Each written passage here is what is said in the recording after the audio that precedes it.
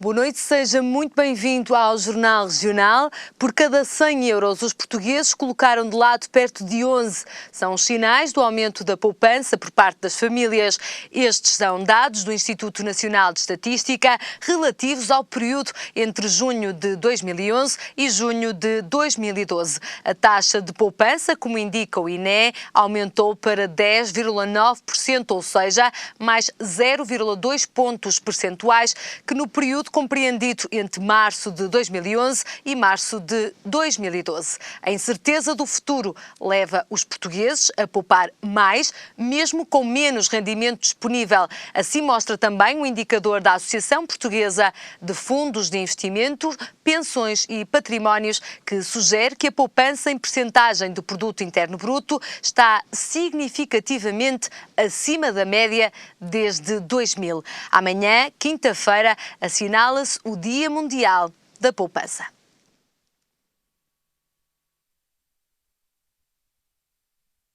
A escola EB1 de Francelos foi totalmente remodelada, um projeto que reflete as políticas educativas de Gaia, que tiveram um investimento total de 100 milhões de euros ao longo de 14 anos. Um edifício completamente remodelado. É assim agora a EB1 de Francelos, depois de um investimento feito no concelho e que envolveu uma verba financeira de 100 milhões de euros nas políticas educativas do concelho. Porque, segundo o autarca, é fundamental que os dinheiros públicos sejam bem geridos em bem da população. Porque, segundo o autarca, é fundamental que os dinheiros públicos sejam bem geridos em prol da população e sente-se satisfeito pelas medidas sociais da autarquia. Numa Câmara que tem investido tanto em escolas, que tem um pensamento social-democrata, que visa o apoio social às famílias jovens. Durante a cerimónia, o autarca fez questão de salientar a importância das mais-valias introduzidas no concelho ao longo da última década, nomeadamente o facto de existirem livros escolares gratuitos. O apoio que em Gaia existe aos livros escolares gratuitos para todos no ensino básico, que são transladáveis para outros municípios e, como disse, naquilo que eu tiver influência como cidadão, poderei vir a aconselhar algum autarca no futuro, próximo de mim, e nessas circunstâncias, se ele seguir os meus conselhos, também nessa autarquia existirão livros gratuitos para todos. Há poucos meses de concluir o seu mandato, o Presidente da Câmara de Gaia anunciou a intenção de impulsionar ainda novos projetos educativos nas escolas do concelho, numa lógica de aprofundamento do conceito de agrupamento escolar e das relações de proximidade entre escolas. E fez ainda um destaque para a importância das medidas que podem até mesmo ser levadas a cabo em outras cidades. Medidas como estas de caráter social, que têm a ver com uma coerência ideológica. Julgo que todo e qualquer agente responsável, no momento em que são cerceados direitos no país por razões da penúria nacional a que chegamos, devem ser tidas em consideração. Porque a educação é fundamental, é importante investir e dotar as escolas de todos os meios necessários para que os mais novos possam ser adultos com formação.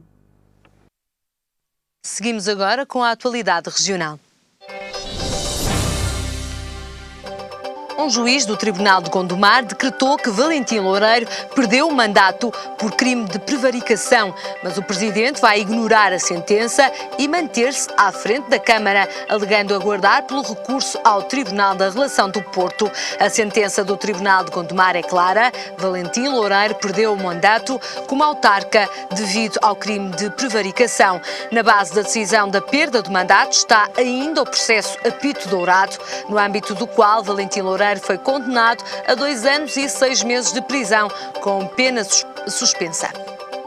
A Comissão Política Conselhia do PSD aprovou por unanimidade a candidatura do Luís Filipe Menezes à presidência da Câmara Municipal do Porto. Os 14 elementos da Comissão aprovaram por voto secreto a candidatura. Recorde-se que a Conselhia do CDS-PP tinha anunciado na última semana que não apoiaria uma candidatura do eventual presidente da Câmara de Vila Nova de Gaia à autarquia do Porto. Segue-se agora a análise a nível distrital, sendo o último passo para a homologação pela Direção Nacional do Partido.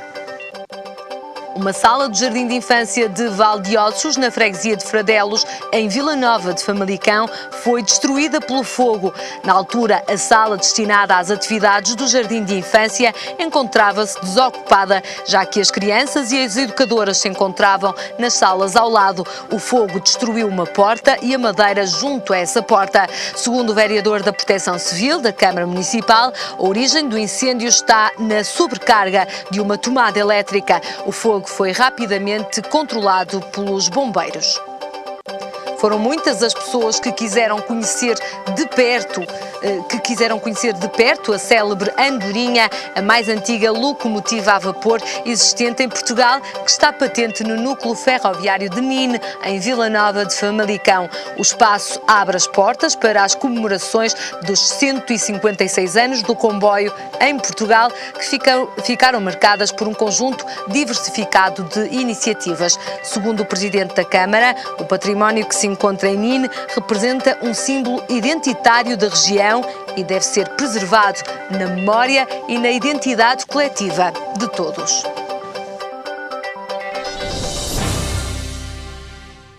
A farmácia da Liga de Gaia, hoje uma das mais procuradas no concelho. Uma farmácia centenária no concelho que oferece aos clientes, num só espaço, vários serviços. É um projeto pioneiro que no mesmo edifício junta diversos serviços.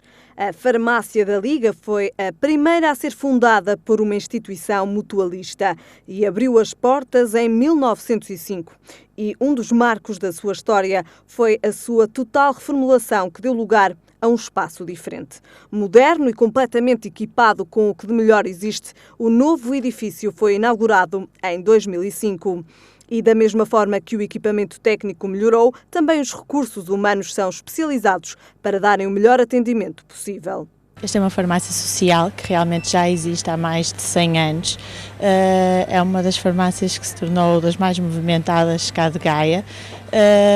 E é uma farmácia que aposta na qualidade, no profissionalismo, uma farmácia que tenta dar o seu máximo e ter a máxima de qualidade e dar atenção principalmente aos utentes, que hoje em dia isso é fundamental.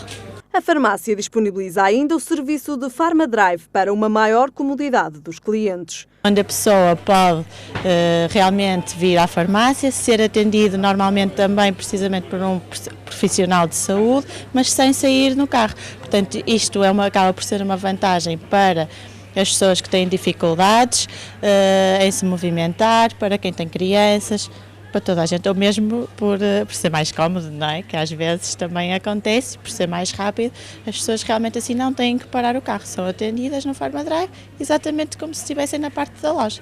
O edifício tem também uma clínica que privilegia a inovação, porque é importante seguir atentamente a saúde. Contudo, na clínica apenas são realizados diagnósticos, uma vez que ainda não é possível fazer intervenções cirúrgicas.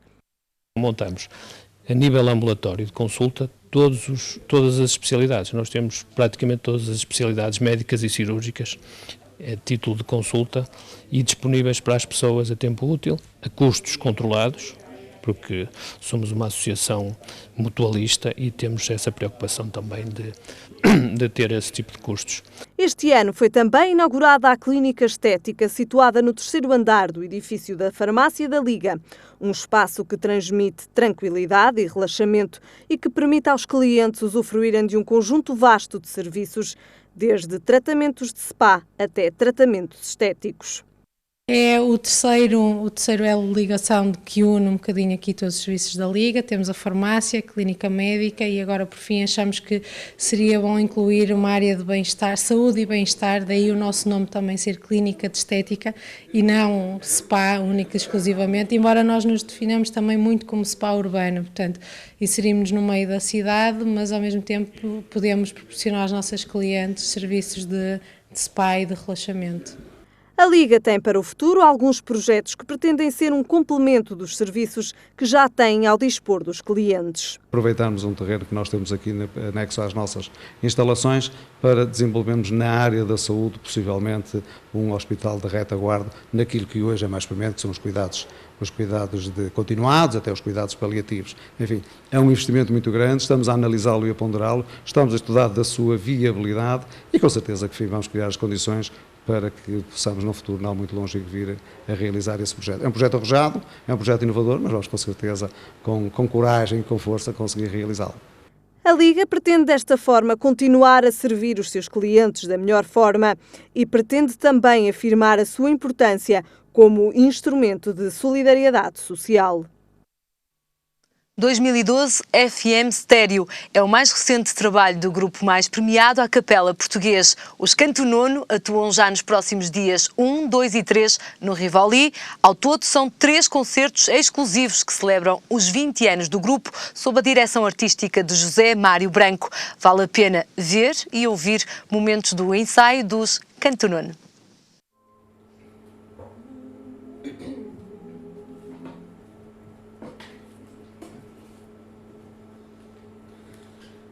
You are the promised kiss of springtime that makes the lonely winter seem long. You are the breathless hush of evening that trembles on the brink of a lovely song. You are the angel glow that lights a star. The dearest things I know are what you are.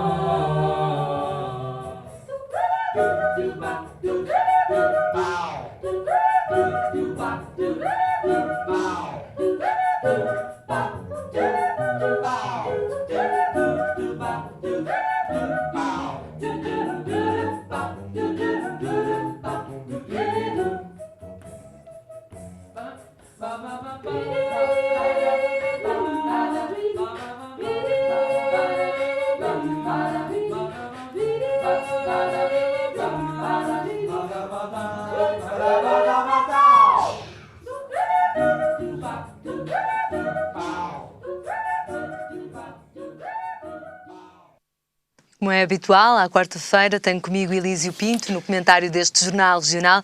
Olá Elísio, bem-vindo mais uma vez. A proposta do Orçamento de Estado para 2013 foi aprovada hoje com os votos a favor da coligação PSD-CDS-PP e com os votos contras do PS, PCP, Bloco e também Verdes e um deputado do CDS, Rui Barreto. De resto, esta terá sido a única surpresa na votação da Generalidade. Penso que sim. Muito boa tarde. Efetivamente, o orçamento foi aprovado hoje, na sua generalidade, irá agora, portanto, descer e será então aprovado na especialidade, onde todos os partidos possam apresentar algumas alterações, no sentido de realmente haver aqui algumas melhorias. Como disse muito bem, a única surpresa foi este voto contra do deputado do CDS-PP, mas enfim, terá que estar sujeito, segundo algumas regras do próprio partido e estatutariamente, mas nesse contexto penso que não houve assim mais nenhuma surpresa, tendo em conta que os partidos que fazem parte da coligação votaram favoravelmente o próprio orçamento para 2013.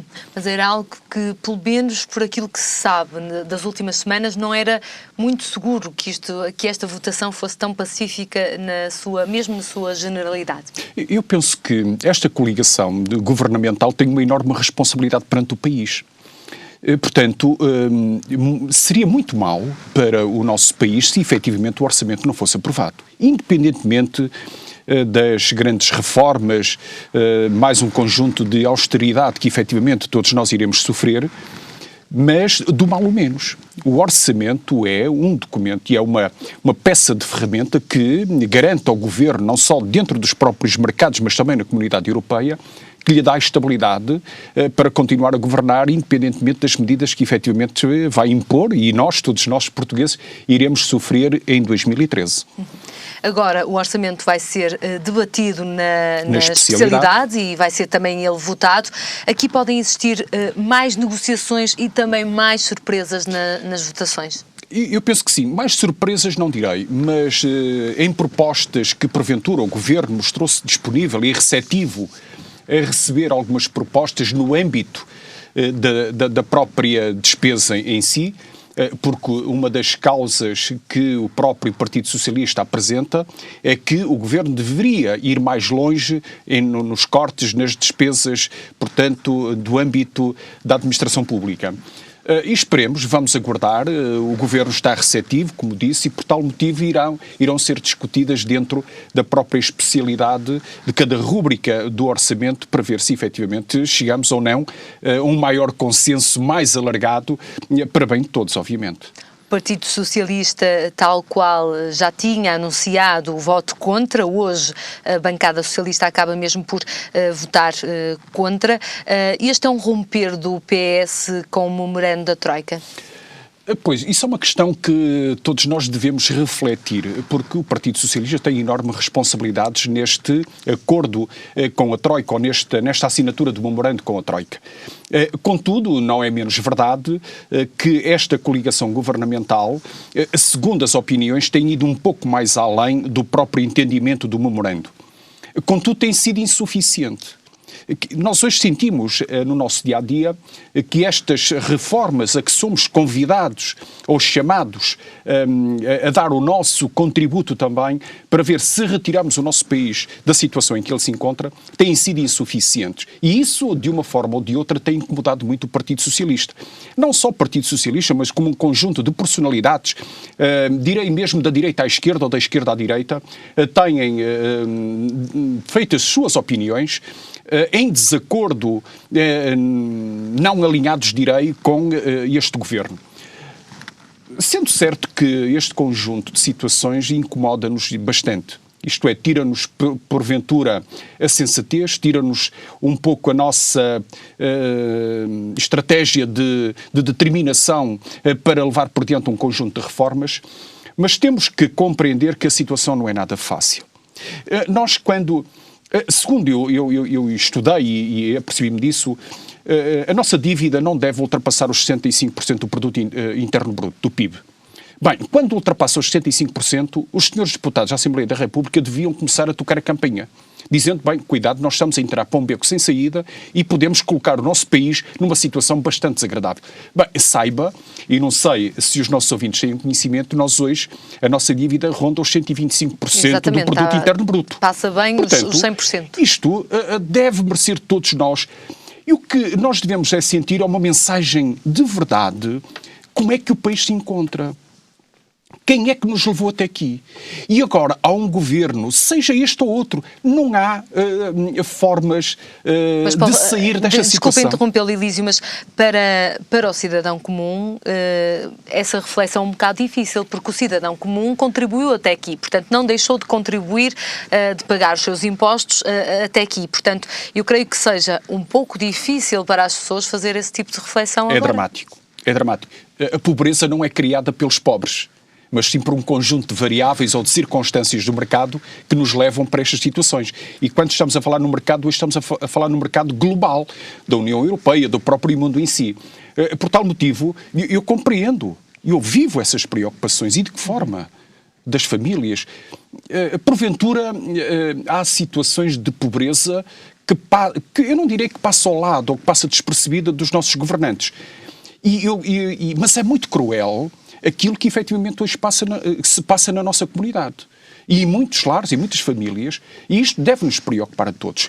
Contudo, é o país que reclama hoje em dia uma total disponibilidade e entrega de todos, não só de alguns, para que efetivamente nós possamos construir um país diferente, para que os nossos jovens, os nossos filhos, os nossos netos possam ter um futuro mais promissor no país. Porque a situação não é nada fácil.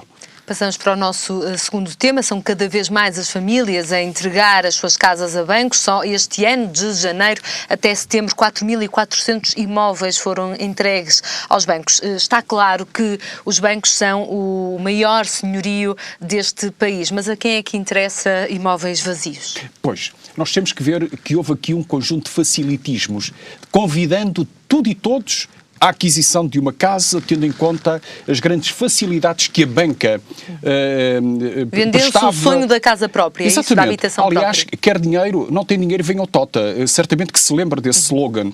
Portanto, isto hoje em dia, e perante uma constipação que o país apanhou, que hoje provavelmente estamos com uma gripe, nós estamos a viver situações dramáticas.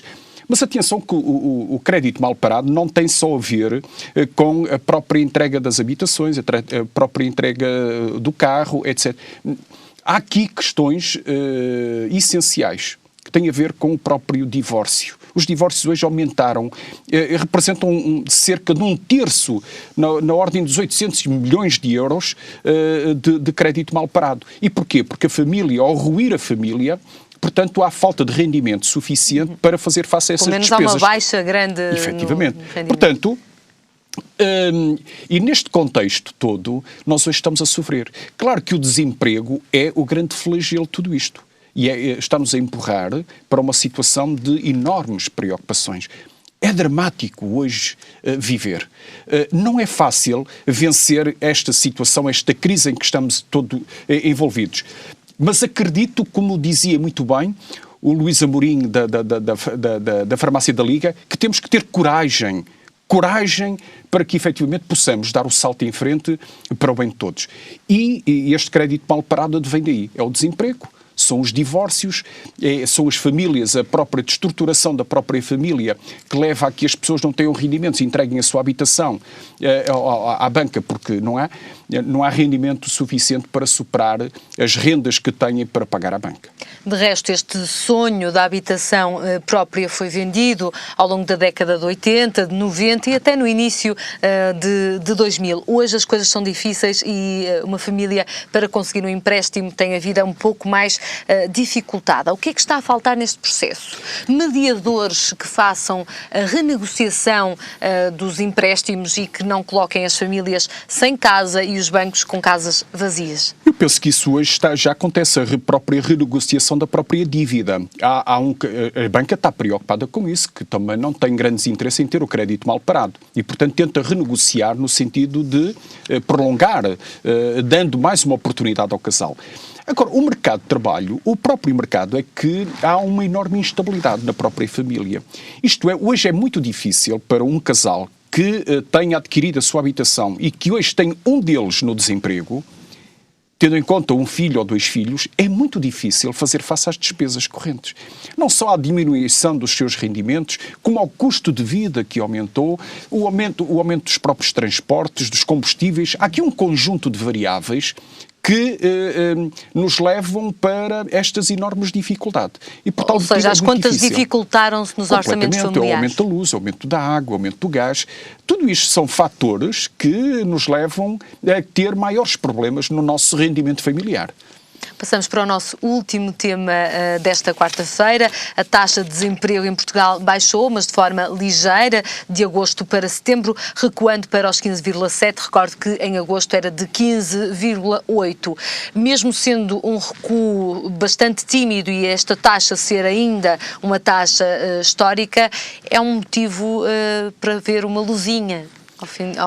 Antes fosse, eu sou muito otimista, mas temos que ser realistas. Eu penso que isto deve-se àquele emprego sazonal. Portanto, sim, penso que sim. É a minha opinião. Contudo, o que importa aqui também, se me permite realçar, é descida mais substancial, 0,6%, nos jovens com 25 anos. Aí sim, penso que houve uma melhoria, tendo em conta o impulso jovem, são medidas que este Governo está a colocar no mercado. Deixe-me só dar os dados lá para casa, portanto, desceu dos 35,7 em agosto para 35,1, portanto 0,6. Exatamente. Portanto, eu penso que aqui é mais significativo, tendo em conta algumas políticas que começam a dar efeito no próprio mercado de trabalho, que tem a ver com o impulso jovem, que algumas empresas, médias e pequenas empresas, estão a aproveitar esse tipo de mão de obra qualificada.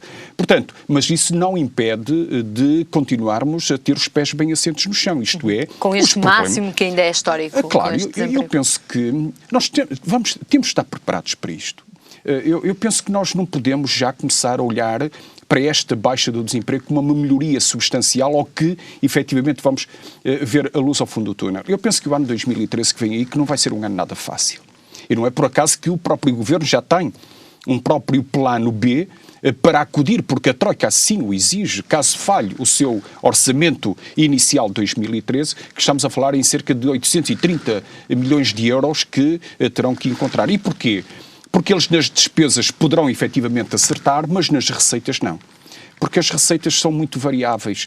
Há um conjunto de fatores que o Governo não pode controlar. O desemprego pode aumentar e, portanto, a Segurança Social tem mais despesas e deixa de ter menos receitas. Há aqui um conjunto de circunstâncias que nos deve mobilizar, mas também nos deve preocupar, obviamente. E soluções para, não soluções, mas aquilo que pode ser feito na continuidade das medidas de 2012 no próximo ano? Sabe, eu penso que uma família não pode gastar mais do que o que ganha, correto? Se a gente ganhar-se 500 e se gasta 520, alguma coisa está mal. Portanto, agora vamos colocar este exemplo para esta grande família que é o país. Transportar isto para o país. Antes de ir para o país, deixe-me dar aqui um dado que é um dado bastante feliz de hoje, e nós abrimos exatamente o Jornal Regional com esse dado.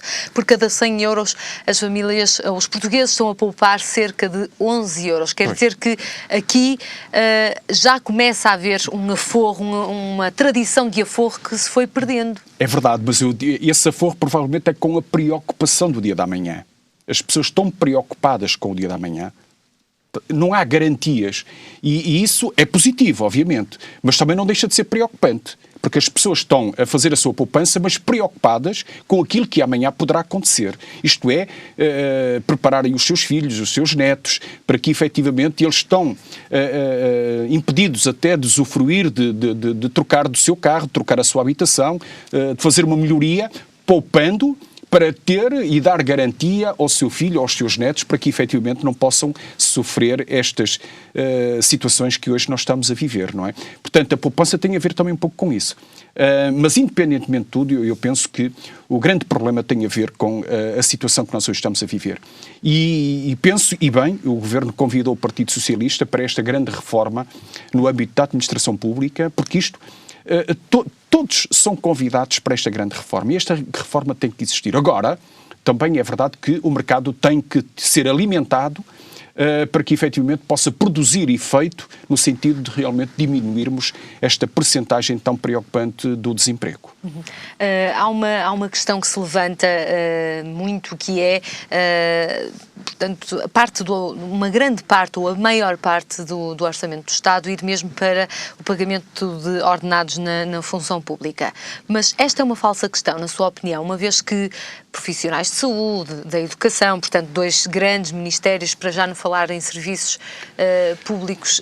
Eu penso que já temos dado saltos quantitativos e qualitativos no âmbito da educação e da saúde, mas porventura eu penso que mesmo no âmbito da saúde é possível ainda reduzir mais sem colocar em perigo o Serviço Nacional de Saúde. Eu chamo a atenção para isto, porque nós hoje temos que ser responsabilizados pelas nossas atitudes no desempenho das nossas funções.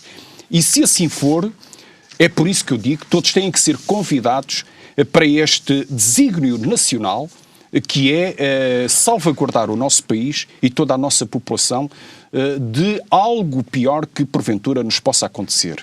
E nesse contexto eu penso que o Serviço Nacional de Saúde, e mesmo no âmbito também da educação, poderemos aí ainda fazer algo melhor para bem de todos nós. Elísio, até à próxima semana. Desejo-lhe um bom feriado de 1º de novembro. Igualmente. Agora as previsões do tempo para amanhã. Uma quinta-feira com aguaceiros e vento moderado para o norte e centro do país. No sul, céu com período de muito nublado. Quanto às máximas, 17 graus para o Porto, 19 graus para Lisboa e 20 graus de máxima para Faro. O ponto final na informação. Desejo-lhe um bom feriado de 1º de novembro. Tenha uma boa noite.